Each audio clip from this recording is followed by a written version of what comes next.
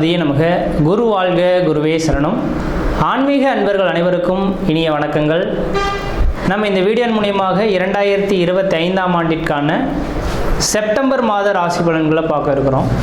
இந்த செப்டம்பர் மாத ராசி பலன்களை பார்ப்பதற்கு முன்பாக இந்த செப்டம்பர் மாத காலகட்டத்தில் நடக்கக்கூடிய முக்கியமான நிகழ்வுகளை தனி வீடியோ தொகுப்பில் கொடுக்கலாம் அப்படின்ற நோக்கத்தோடு இந்த வீடியோ தொகுப்பை பொது மக்களுக்காக அனைத்து ராசிக்காரர்களுக்கும் பொதுவான பலன்களாக இந்த விளக்கத்தை தனி வீடியோவாக கொடுக்கலாம் அப்படின்னு நினைக்கிறேன்.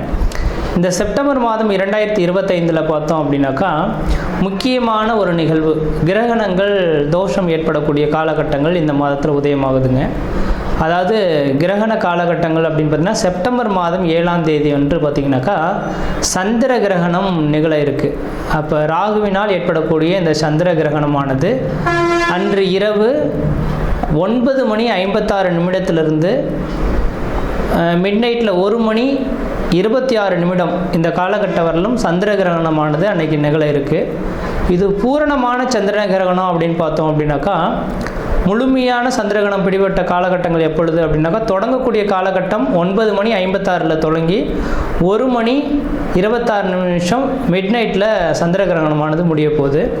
அதில் முழுமையான பவர்ஃபுல்லாக அந்த கிரகணம் ஏற்படக்கூடிய காலகட்டம் எப்படின்னு பார்த்திங்கன்னா இரவு மணி 11 மணிலேருந்து 12 மணி 23 நிமிடம் வரலும் முழுமையான சந்திர கிரகணமாக தெரிய போகுது. இது இந்தியாவில் தெரிய போகுது. இதுக்கு முன்பாகலாம் நடந்த கிரகணங்கள் பார்த்திங்கன்னா போன வருடத்தில் நடந்ததெல்லாம் வெளிநாடுகளில் நடந்ததுனால நமக்கு எதுவும் பாதிப்புகள் இல்லை. ஆனால் இந்த சந்திர கிரகணம் மட்டும் இந்த காலகட்டத்தில் இந்த மாதத்தில் மட்டும் நம்ம இந்தியாவில் தெரியக்கூடிய ஒரு கிரகணமாக இருக்க போகுது. அப்போ இந்தியாவில் நடக்கக்கூடிய இந்த கிரகணமாக இருக்கிறதுனால பொதுமக்கள்கள் கொஞ்சம் கவனமாக இருக்கக்கூடிய ஒரு காலகட்டங்கள் அப்படின்ற சொல்லலாம். எப்போல்லாம் கிரகண தோஷங்கள் ஏற்பட போகுதோ, எந்த இடத்தில் நிகழுதோ, அதாவது எந்த நாடுகளில் நிகழுதோ அந்த நாடுகளுக்கு ஒரு சில பாதிப்புகள் வரும்னு இருக்குதுங்க. அப்போ ராகு பகவான் கும்பத்தில் நின்று கும்பத்தில் இருக்கக்கூடிய ராகுவோட சந்திரன் இருந்து ராகு கிரகஸ்த சந்திர கிரகணமாக இந்த வருடம் செப்டம்பர் மாதம் 7ஆம் தேதி தொடங்க போகுது. இது பொதுமக்களுக்கு ஒரு சில பாதிப்புகளையும் கொடுக்கும், ஒரு சில நட்சத்திரங்களுக்கு யோகங்களும் கொடுக்க போகுது. அதில் முக்கியமாக பார்த்திங்கன்னா கர்ப்பிணி பெண்கள், இந்த கர்ப்பிணி பெண்கள் இந்த நேர காலகட்டத்தில் கண்டிப்பாக வீட்டை விட்டு வெளியே வராமல் இருக்கிறது நல்லாயிருக்கும். சந்திர கிரகணம் இரவு நேரத்தில் நடைபெறதுனால பெரிய லெவலில் பாதிப்புகள் இருக்காது மக்களுக்கு. ஏன்னா அந்த நேரத்தில் மக்கள் அனைவருமே வீட்டு உள்ளதாக இருக்கும். முக்கியமாக இந்த நேரத்தில் கர்ப்பிணி பெண்கள் மிக மிக மிக கவனமாக இருக்கக்கூடிய காலகட்டங்கள். இந்த கிரகண தோஷங்களில் கொஞ்சம் வெளியில் வந்து சுற்றி உலாவணும், அந்த கிரகணத்தை பார்க்கணும் அப்படின்ற மாதிரி கர்ப்பிணி பெண்கள் மட்டும் நினைக்கிறாங்க அப்படின்னாக்கா அதோட கதிர்வீச்சு அதிகமாக இருக்கிறதுனால பிறக்கக்கூடிய குழந்தைகளுக்கு ஒரு சில பாதிப்புகளை கொடுக்கலாம். அதனால் அந்த கர்ப்பிணி பெண்களுக்காகவே இந்த வீடியோ கொடுக்கணுன்ற நோக்கத்தோடு நான் இந்த வீடியோவை தொகுப்பை கொடுக்குறேன். அப்போ அந்த கர்ப்பிணி பெண்கள் தெளிவாக சொல்ல விரும்புகிறேங்க, அன்று பகல் அந்த கிரகண தோஷங்கள் ஏற்படுவதற்கு முன்பாக, அதாவது 10 மணிக்கு 9 மணி 56 நிமிடத்துக்கு தொடங்க இருக்குது, 10 மணிக்கு தொடங்குறதாவே எடுத்துங்களேன். அப்போ அதிலிருந்து 4 மணி நேர காலகட்டங்கள் முன்பாகவே உணவை எடுத்துக்கொள்கிறதா சிறப்பை தரும். அப்போ அந்த நேரத்தில் மட்டும் கொஞ்சம் முடிஞ்ச அளவுக்கு பார்த்துக்குங்க. தண்ணி வந்து அருந்தலாம், அந்த தண்ணியில் தர்பை புல் போட்டுட்டு நீங்கள் வச்சுக்கிறது நல்லாயிருக்கும். அதாவது சொல்லப்போனால் அன்று சாயந்தரம் சூரியன் அஸ்தமனம் ஆகிறதுக்கு முன்பாகவே அந்த கர்ப்பிணி பெண்கள் மற்ற எல்லாருமே உணவை வந்து அருந்திடுறது சிறப்பாக இருக்கும்.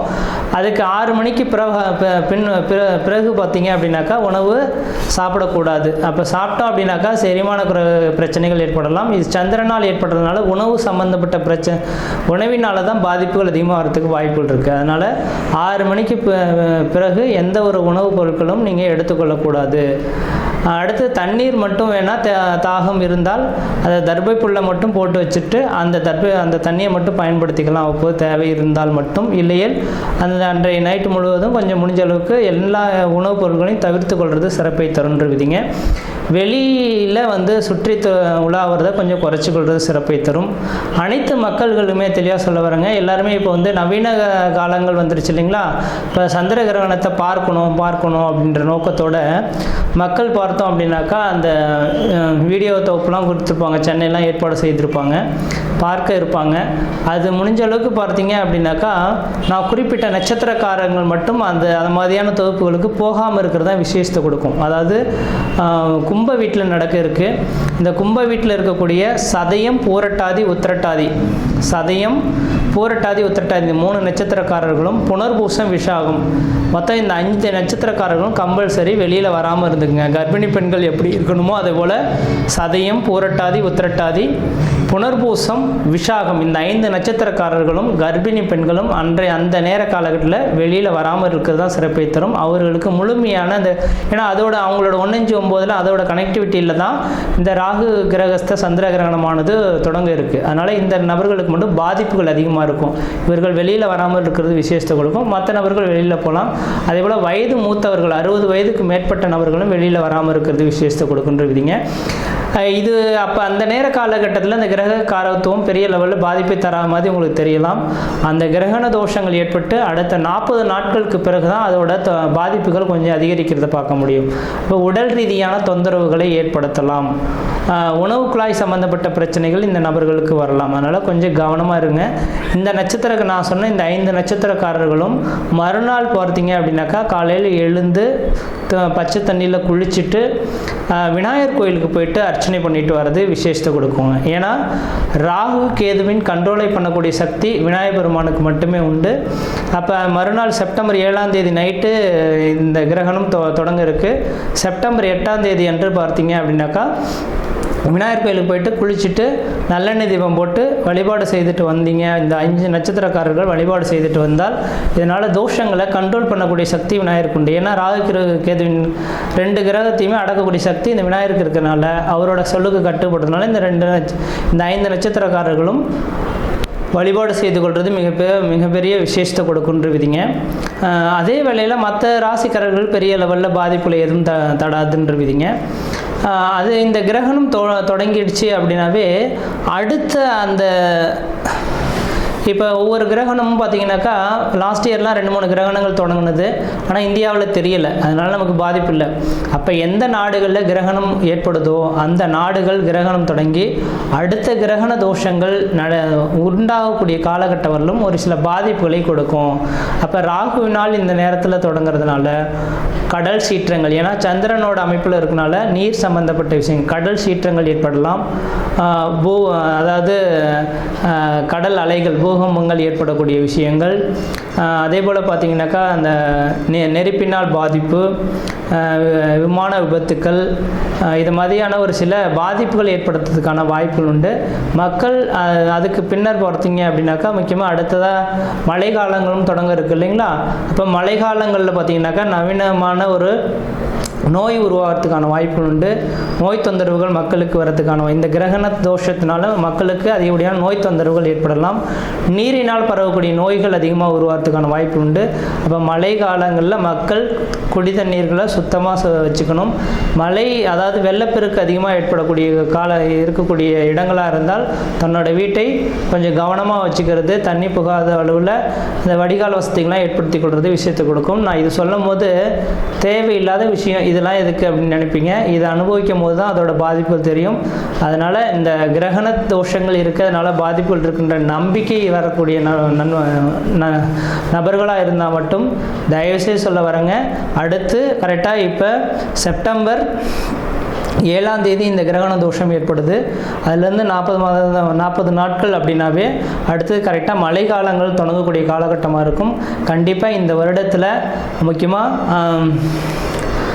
நவம்பர் டிசம்பர் காலகட்டத்தில் அதிகப்படியான மழைப்பொழிவுகளும் சீற்றங்களும் அதிகரிக்கிறதுக்கான வாய்ப்புகள் இருக்குது. மக்கள் கவனமாக இருக்குங்க. அதுக்காக தான் இந்த வீடியோ தொகுப்பு கொடுத்துருக்கேன். மற்ற விதத்தில் எந்த விதத்தையும் தோஷங்கள் பாதிப்பு கிடையாது. தெளிவாக சொல்லக்கூடிய கருத்துக்கள் கர்ப்பிணி பெண்களும் சதயம், பூரட்டாதி, உத்திரட்டாதி, புனர்பூசம், விசாகம் இந்த 5 நட்சத்திரக்காரர்களும் கிரகண தோஷத்தன்று கொஞ்சம் வீட்டை விட்டு வெளியே வராமல் இருங்க.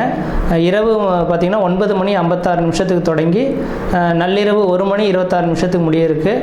அது முழுமையான சந்திரகிரகணம் அடையக்கூடிய காலகட்டம் 11 மணியிலிருந்து 12:23 வரலும் இருக்குது. இந்த நேர காலங்களில் வெளியில் வராமல் இருங்க. உணவுப் பொருட்கள் எந்த ஒரு உணவுப் பொருட்களும் எடுத்துக்கொள்ள வேண்டாம். மறுநாள் காலையில் குளிச்சுட்டு விநாயகர் கோயிலில் போய்ட்டு விளக்கு போட்டிருந்தாவே இந்த தோஷங்கள் ஓரளவுக்கு கட்டுக்குள் வரும்ன்ற விதிங்க. மற்ற விதத்தில் யாருக்கும் எல்லோரும் தோஷம் கிடையாது. நம்ம இந்த வீடியோ மூலமாக 2025ஆம் ஆண்டிற்கான செப்டம்பர் மாத ராசி பலன்களை பார்க்க இருக்கிறோம். குறிப்பாக இந்த வீடியோவானது பார்த்தோம் அப்படின்னாக்கா துலாம் ராசி அன்பர்களுக்கான வீடியோ. இந்த துலாம் ராசி அன்பர்களுக்கு இந்த செப்டம்பர் மாத கிரகநிலை ஆராயும் போது உங்களுக்கு ஒரு யோகமான அதிர்ஷ்ட காத்துகள் அடிக்கக்கூடிய ஒரு மாத காலகட்டம் தான் சொல்லணும். அதே வேளையில் இந்த ராசியில் இருக்கக்கூடிய ஒரே ஒரு நட்சத்திரக்காரர்களுக்கு மட்டும் கொஞ்சம் ஒரு சில பாதிப்புகளும் இருக்கிறதுக்கான வாய்ப்புகள் இருக்குன்ற விதிங்க. என்ன சார் அதிர்ஷ்டமும் இருக்குன்னு சொல்லிட்டீங்க, அதே நேரத்தில் பாதிப்பும் இருக்குது, அது ஒரு நட்சத்திரத்துக்கு மட்டும் சொல்கிறீங்களே அப்படின்னாக்கா அதுக்கான விளக்கத்தை நான் இந்த மாதத்தில் நான் கண்டிப்பாக கொடுக்க விரும்புகிறேன். என்ன காரணம் அப்படின்னு கேட்டிங்கனாக்கா, இந்த மாத காலகட்டத்தில் செப்டம்பர் மாதம் 7ஆம் தேதி என்று பார்த்தீங்கன்னாக்கா கிரகண தோஷம் ஏற்படக்கூடிய காலகட்டம். அதாவது சந்திர கிரகணம் இந்த மாதம் செப்டம்பர் மாதம் 7ஆம் தேதி 9:56 தொடங்கி நள்ளிரவு 1:26 வரலும் சந்திர கிரகமானது தொடங்க இருக்குது. இது இந்தியாவில் கண்டிப்பாக தெரிய இருக்குங்க. அதனால் இந்த கிரகணத்தினால பார்த்தீங்க அப்படின்னாக்கா ஒரு 5 நட்சத்திரக்காரர்களுக்கு ஒரு சில பாதிப்புகள் இருக்குது. அதில் குறிப்பாக இந்த ராசியில் துலாம் ராசியில் இருக்கக்கூடிய விசாகம் நட்சத்திரம் வரக்கூடிய நபர்கள், விசாகம் நட்சத்திரக்காரர்களுக்கு ஒரு சில பாதிப்புகள் இருந்துகிட்ருக்கு. அப்போ அவங்களுக்கு உடல் ரீதியாகவும் மன ரீதியாகவும் ஒரு சில பாதிப்புகள் வரலாம். அப்படின்றனால நீங்கள் இந்த மாத காலகட்டத்தில் வழிபாடு செய்து கொள்ள வேண்டும் கண்டிப்பாக. அப்படின்னாக்கா இந்த செப்டம்பர் மாதம் 7ஆம் தேதி அன்று பார்த்தீங்கன்னாக்கா நள்ளிரவு தொடங்குறதுனால அன்றைய நேர காலகட்டத்தில் நீங்கள் இரவு நேரத்தை வீட்டில் இருந்து வெளியில் வராமல் இருக்கிறது மிகப்பெரிய விசேஷத்தை கொடுக்கும். அன்றைய நேரத்தில் பார்த்திங்கன்னா உணவு வந்து சூரியன் அஸ்தமனம் ஆகிறதுக்கு முன்பாகவே உணவை நீங்கள் அருந்திடணும். இரவு நேரத்தில் உணவு அருந்தக்கூடாது. மறுநாள் அதிகாலை எழுந்து பச்சை தண்ணியில் குளிச்சுட்டு விநாயகர் கோயிலுக்கு போயிட்டு அருகம்புல் வைத்து ஒரு வழிபாடு செய்துட்டு வந்தீங்க அப்படின்னாக்கா இந்த கிரகண தோஷத்தினால் ஏற்படக்கூடிய 5 நட்சத்திரத்தில் உங்களுடைய நட்சத்திரம் ஒரு நட்சத்திரம் விசாக நட்சத்திரமாக வரதுனால விசாக நட்சத்திரக்காரர்கள் கம்பல்சரி விநாயகர் கோயிலுக்கு போயிட்டு வர்றது விசேஷத்தை கொடுக்கும். ஏன்னா ராகு கேதுவின் சக்திகளை அடைக்கக்கூடிய கண்ட்ரோல் பண்ணக்கூடிய சக்தி விநாயகருக்கு மட்டுமே உண்டு. அதனால் செப்டம்பர் மாதம் 7ஆம் தேதி அன்று வெளியில் வராமல் இருந்து செப்டம்பர் மாதம் 8ஆம் தேதி அன்று காலையில் விநாயகர் கோயிலுக்கு போயிட்டு அர்ச்சனை பண்ணிட்டு வந்தீங்கன்னா பெரிய லெவலில் பாதிப்புகளை குறைக்கிறதுக்கான வாய்ப்பு உண்டு. ஆனால் மற்ற மீதமுள்ள நட்சத்திரக்காரர்களுக்கு இந்த மாதம் ஒரு திடீர் அதிர்ஷ்டங்களும் திடீர் பணவரவுகளும் ஏற்படக்கூடிய காலகட்டம்ன்ற விதிங்க. ஏன்னா இந்த மாத காலகட்டத்தில் தான் உங்களோட ராசிக்கு 9ஆம் இடத்துல குரு பகவான் இருந்து உங்களோட ராசியை பார்க்கக்கூடிய காலகட்டமாக உருவாதுங்க. அப்போ குரு பார்க்க கோடி சாபங்கள் கோடி குற்றங்கள் விலகுன்ற விதியின் அடிப்படையில் இந்த மாத காலகட்டமானது நீங்கள் எது செய்தாலும் தொட்டதெல்லாம் தொடங்கக்கூடிய காலகட்டங்கள், நினைச்சதெல்லாம் சாதனை பண்ணக்கூடிய காலகட்டங்கள், குடும்பத்தில் ஒரு சுப நிகழ்வுகளும் சுபகாரியங்களும் அழியா சொத்து சேர்க்கையும் வீடு மனை வாசல் வாங்குவது கட்டுவது குடிபெயர்வது குலதெய்வத்துக்கு செய்ய வேண்டிய சடங்குகள் செய்யறதுக்கான ஒரு உன்னதமான காலகட்டமாக இந்த மாத காலகட்டம் உதயமாக போகுதுன்றீங்க. அப்போ இந்த மாத காலகட்டத்தில் நீங்கள் செய்யக்கூடிய அனைத்து செயல்களும் உங்களுக்கு தெளிவான ஒரு அமைப்புகளாக இருக்கும். தெளிவாக சொல்ல விரும்புகிறது என்னன்னாக்கா, இந்த துலாம் ராசி அன்பர்களுக்கு ராசியை குரு பகவான் 2026 ஜூன் மாதம் வரலும் பார்க்க இருக்கிறதுனால உங்களோட தொழில்களை இந்த நேரத்தில் விரிவுபடுத்துவதற்கான ஒரு உகந்த காலகட்டம். உங்களோட ராசிநாதனும் இந்த நேர காலகட்டத்தில் ராசிக்கு 10ஆம் இடத்துல தொழில் ஸ்தானத்தில் நின்றுருக்கார். செப்டம்பர் 14ஆம் தேதி வரலுமே தொழில் ஸ்தானத்தில் இருக்கிறார். செப்டம்பர் 14ஆம் தேதிக்கு பிறகு லாபஸ்தானத்துக்கு வர இருக்கிறார். அப்போ தொழில் ஸ்தானத்தில் இருந்தாலும் சரி லாபஸ்தானத்தில் இருந்தாலும் சரி இந்த 2 அமைப்புகளுமே இந்த துலாம் ராசி என்பவர்களுக்கு பண பிரச்சனைகளுக்கு முற்றுப்புள்ளி வைக்க முடியும். பழைய கடன்களை அடைக்கக்கூடிய ஒரு காலகட்டங்கள் இந்த துலாம் ராசி அன்பர்களுக்கு இந்த நேரத்தில் உதயமாக போகுதுங்க.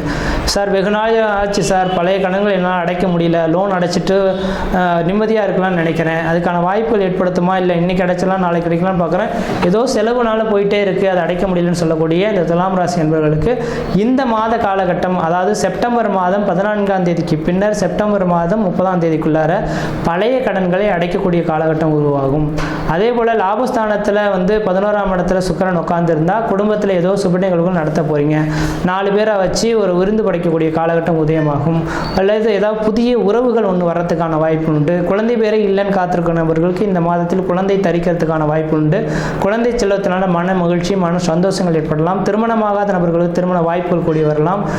சொந்த பந்தத்தினால் மன நிம்மதி மன சந்தோஷங்கள் பெறலாம். எனக்கு வேலை வாய்ப்பு இல்லையேன்னு காத்திருந்த நபர்களுக்கு நிரந்தரமான ஒரு வேலை வாய்ப்பு கிடைக்கலாம். அரசு உத்தியோகத்துக்காக எதிர்பார்த்து காத்திருக்கிறவர்களுக்கு உங்களுக்கு நிரந்தரமான அரசு உத்தியோகம் கிடைக்கிறதுக்கான வாய்ப்பு உண்டு.